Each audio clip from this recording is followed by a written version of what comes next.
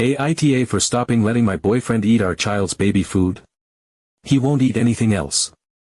I never thought I would be in this position.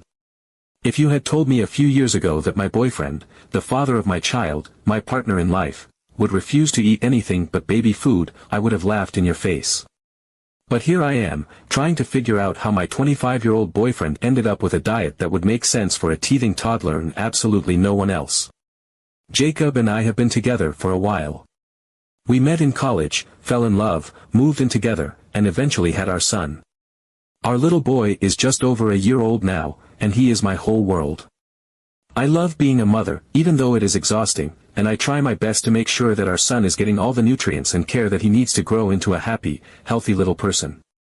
But that is where the problem starts, because somehow, I ended up in a situation where I have two people in my house who are eating baby food, and one of them is a grown adult who should absolutely know better. It started out as something I did not even really notice. At first, I thought Jacob was just messing around. He would grab one of the fruit puree pouches I had bought for our son and slurp it down in seconds. I laughed the first time it happened, assuming he was just being silly or nostalgic. Maybe he just wanted to try it. Maybe he was curious. I did not think much of it. But then it kept happening. More and more, I started noticing that whenever I went to the store and stocked up on baby food, the little jars and packets would disappear way faster than they should have. At first, I thought our son was just going through more food than usual, or maybe I had miscounted. But then I started seeing it with my own eyes. Jacob would sit down on the couch, turn on the TV, and just start eating one of our son's meals like it was completely normal. I remember the moment when it really clicked for me. I was in the kitchen, making dinner, actual, real dinner, for both of us. I had put a lot of effort into it, cooking something nice that I thought he would enjoy. But when I brought it to the table, he barely even looked at it. Instead, he walked to the pantry, pulled out a jar of mashed carrots meant for our son, twisted off the lid, and started eating it like it was nothing. I was stunned. I asked him why he was eating that when I had just made dinner, and he shrugged and said he liked it better. At first, I tried to reason with him. I told him it was weird, that it was not normal for a grown man to survive on the same food as a literal infant. He just brushed it off and told me it was no different than liking soft foods or having a preference for certain textures.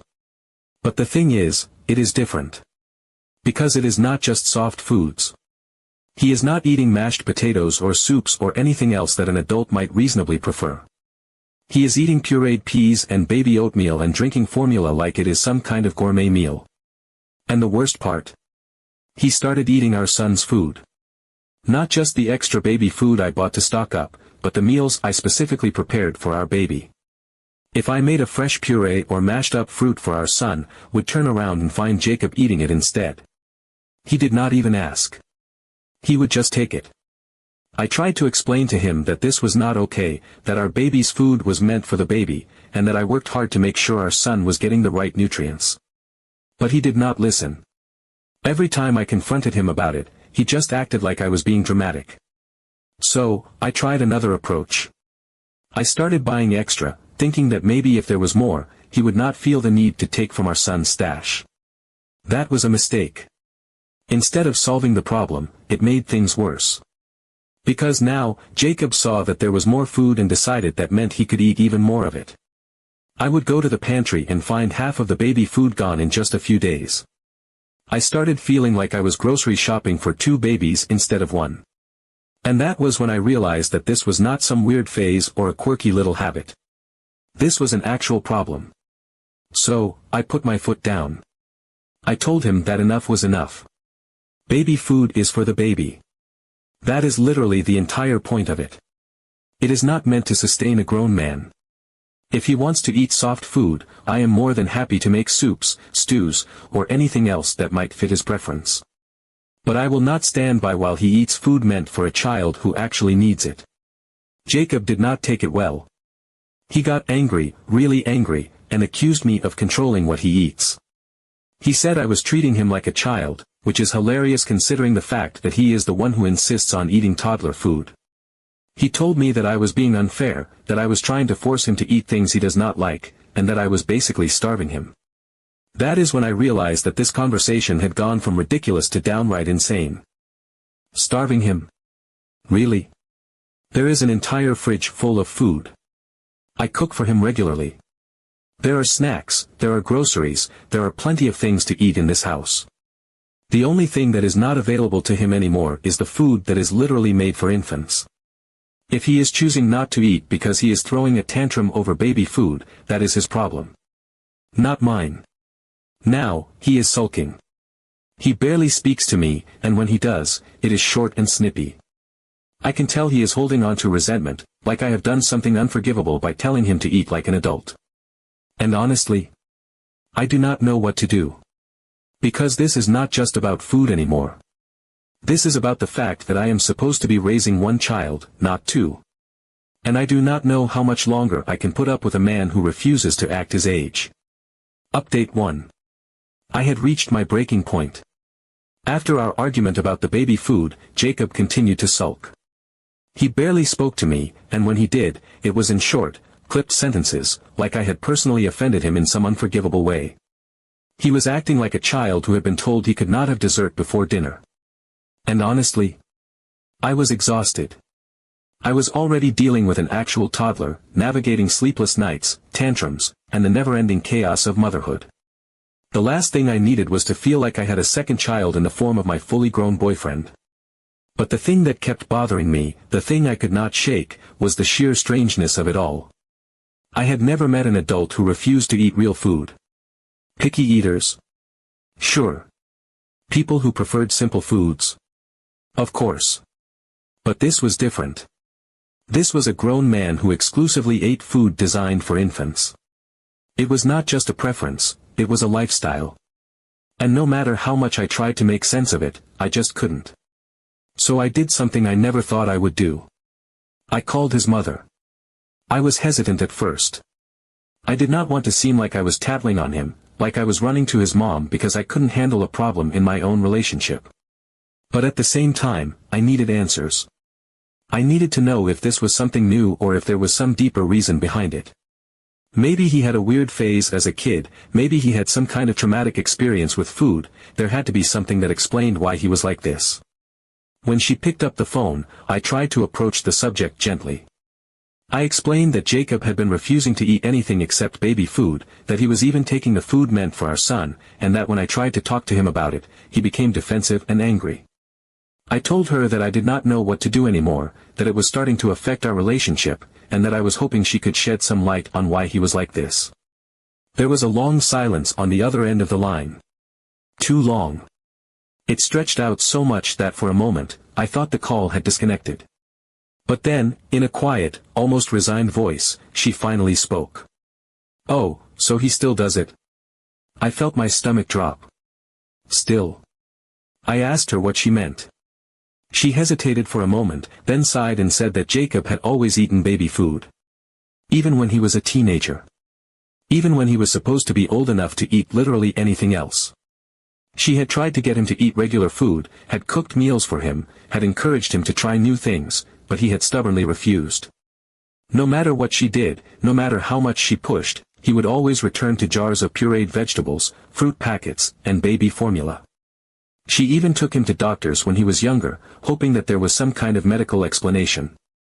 But the tests all came back normal. He was healthy, at least physically. The doctors told her that from a nutritional standpoint, he was fine, maybe lacking in variety, but not malnourished. They hinted that it might be a psychological issue rather than a physical one, but since he was otherwise healthy, no one really pushed the matter further. At some point, she just gave up. She had tried. She had fought the battles. But every time she pushed him to eat real food, it ended in screaming matches, tantrums, and protests. He would refuse to eat altogether, he would sulk and starve himself, and in the end, it was just easier to let him have what he wanted. So she did. She stopped fighting him, stopped trying to make him change, and just accepted that this was the way he was. I sat there, stunned, listening to her calmly explain that this was not some new, bizarre phase he had fallen into. This was his entire life. This was just who he was. I didn't know what to say. A part of me had been holding on to the hope that there was some logical explanation, something I could work with, something I could fix. But now I was realizing that I wasn't dealing with a temporary issue.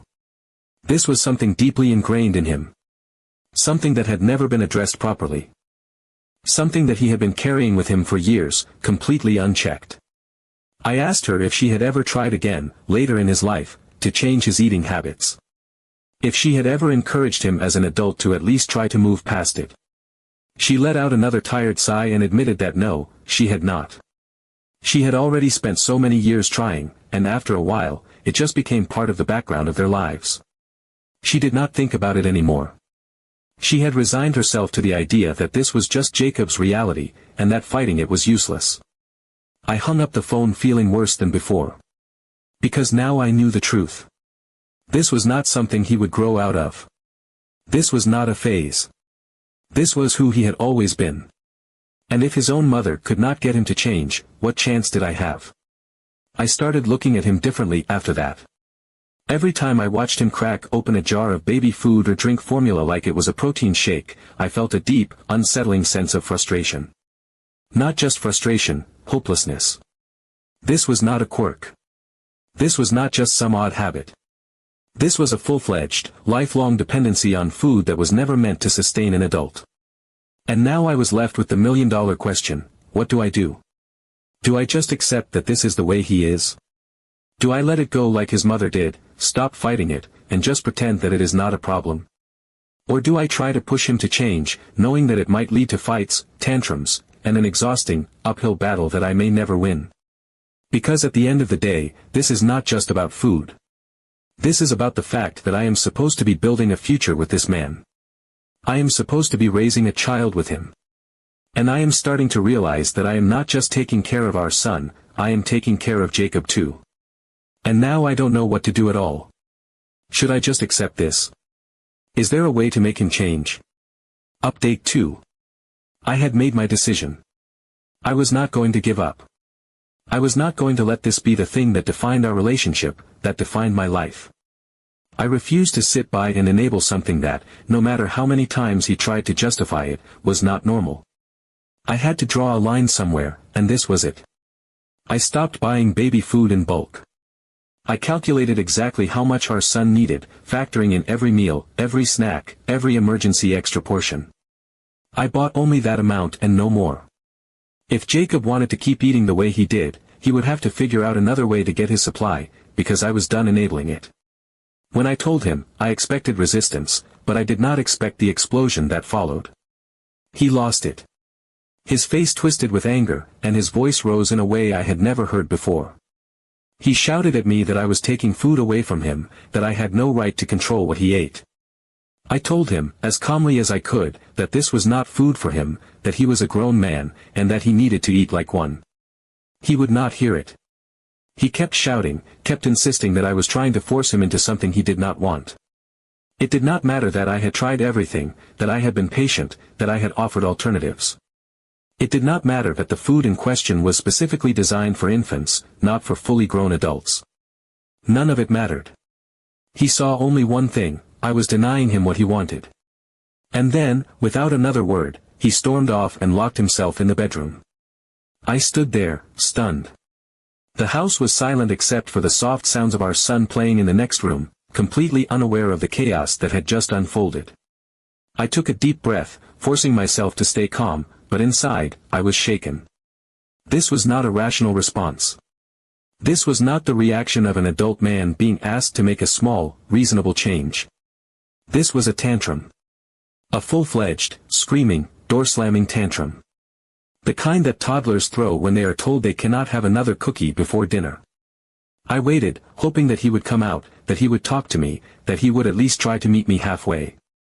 But the door remained closed. He refused to come out, refused to speak to me.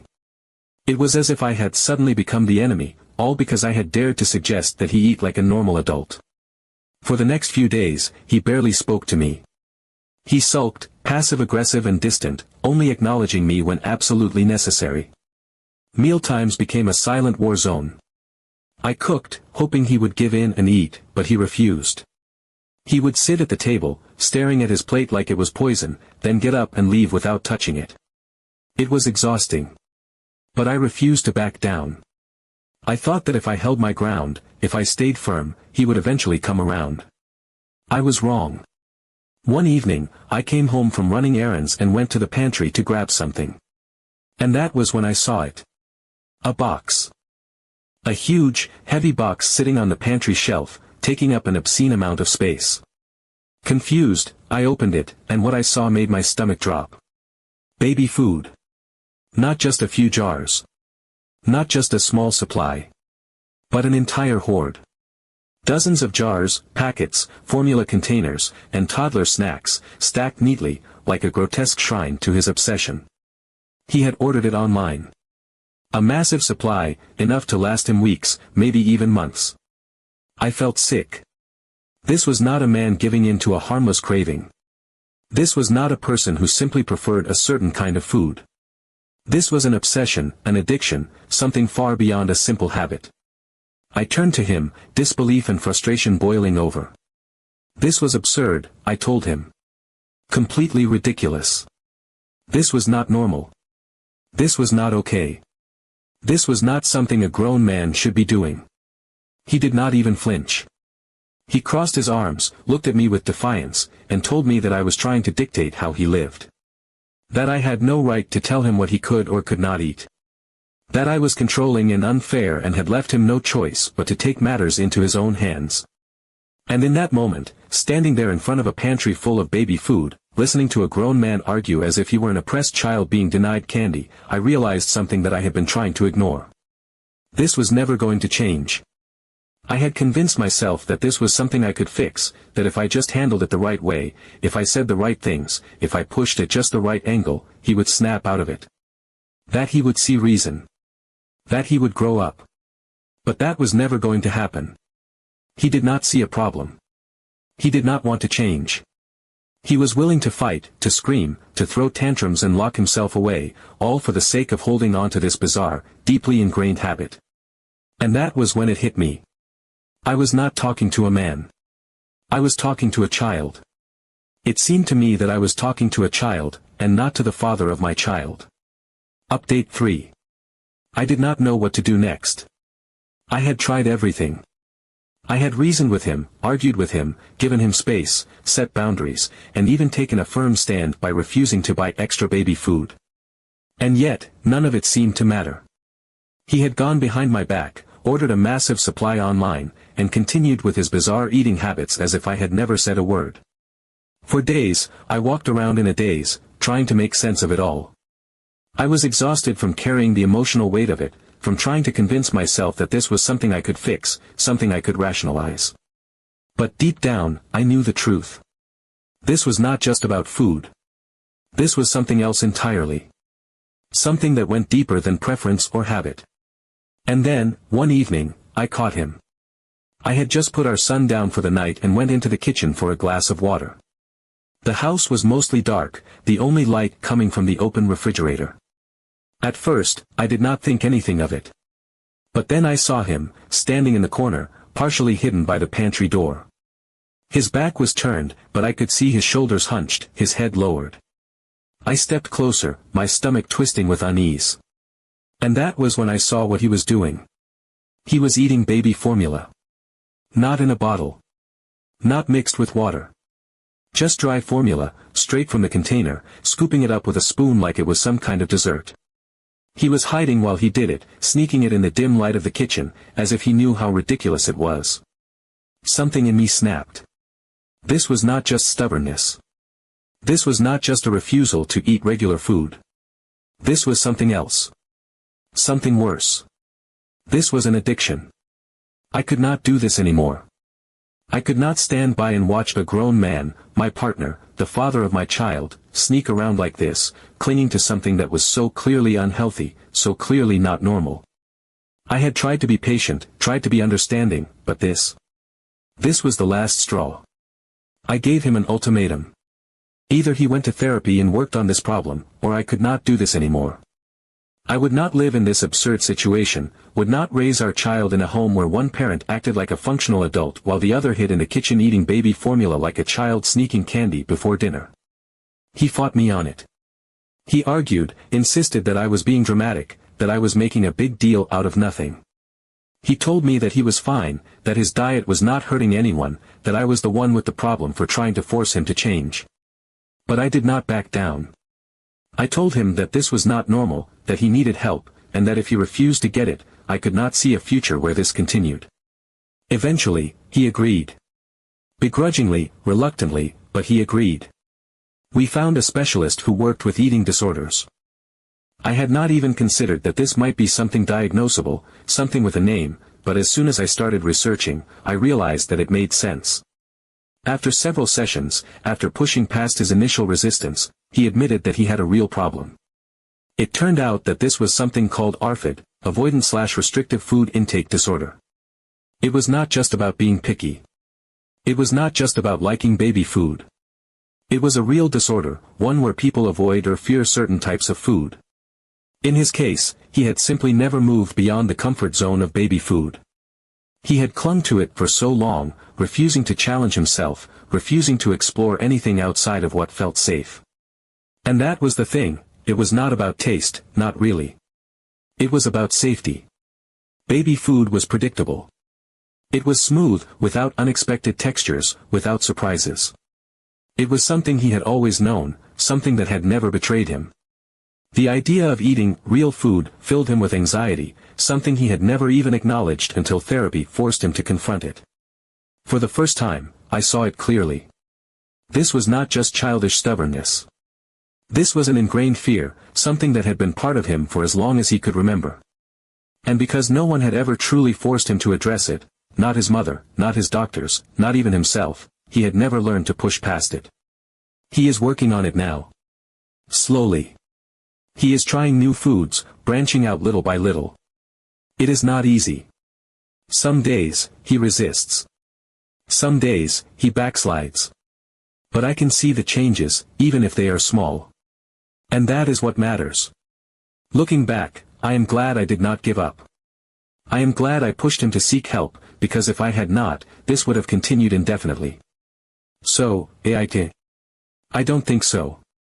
I just wanted my child's father to act like an adult.